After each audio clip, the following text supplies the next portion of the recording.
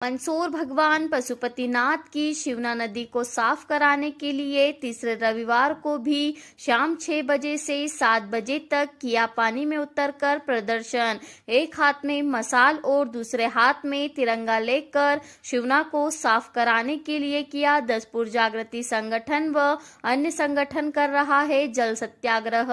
जिम्मेदार कान में रुई डालकर सोया हुआ है। मंदसौर शहर की जीवनदायिनी शिवना मैया दिन पर दिन गंदी होती जा रही है। इतना ही नहीं, शिवना का पानी पूरी तरह गंदा हो चुका है और बाहर से दर्शन करने आते हैं पशुपतिनाथ के तो उन लोगों को शिवना के यहाँ से गुजरते समय नाक पर कपड़ा रखना पड़ता है क्योंकि काफी गंदी बदबू आती है। कई बार लाखों रुपए के शिवना को साफ कराने के लिए प्रोजेक्ट बनाए गए हैं पर अभी तक शिवना को साफ नहीं करा पाए हैं।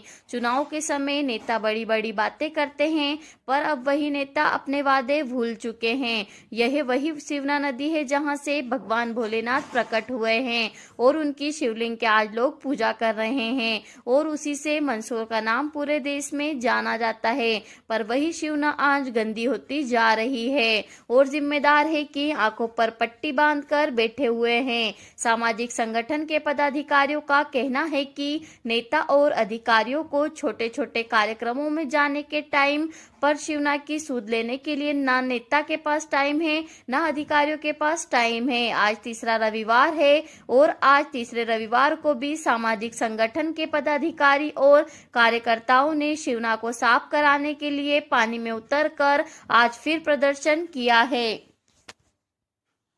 आज का हमारा तीसरा जल सत्याग्रह प्रारंभ हो गया।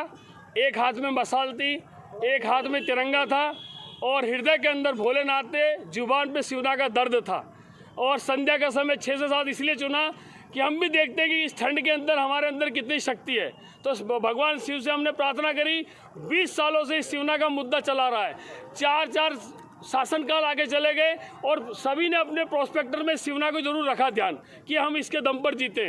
और आज की तारीख में आप कोई भी आके ये कह सकता है ये गंदा नाला बनी हुई है और हमारे भगवान पशुपतिनाथ की कई एफडीआई हमारी बैंकों में पड़ी है और शासन के पास भी करोड़ रुपए पड़ा है। लेकिन दुख की बात है, तीनों सत्याग्रह में एक भी जनप्रतिनिधि हमसे आके ये नहीं पूछा कि तुम्हारा दर्द क्या है।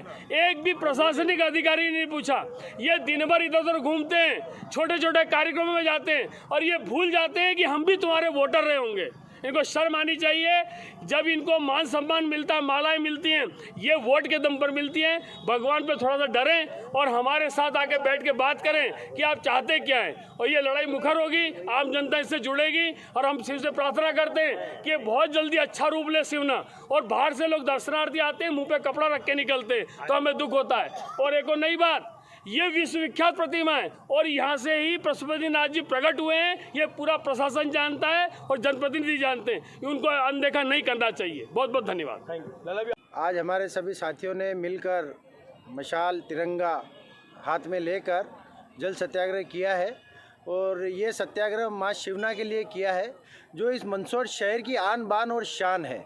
और इस आन बान और शान को किस तरह से नेस्तो नाबूद किया जा रहा है ये आप सब लोगों के सामने है। आपकी नज़रों से कोई चीज़ छुपी हुई नहीं है।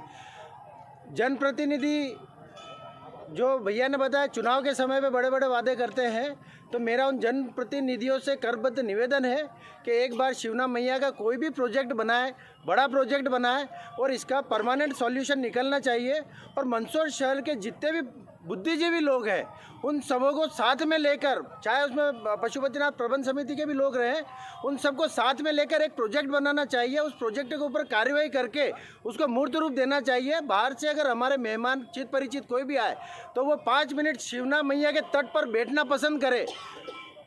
ऐसी इस शिवना मैया की स्थिति को हमें मूर्त रूप देना चाहिए। अभी की स्थिति ये है कि अगर शिवना मैया किनारे से अगर कोई निकल जाता है तो जेब से रुमाल निकाल कर उसको नाक पे रखना पड़ता है। यह उसकी मजबूरी हो जाती है और हम इस मंदसौर शहर के अंदर रहते हैं और ये हमारे लिए बहुत ही शर्म की बात है।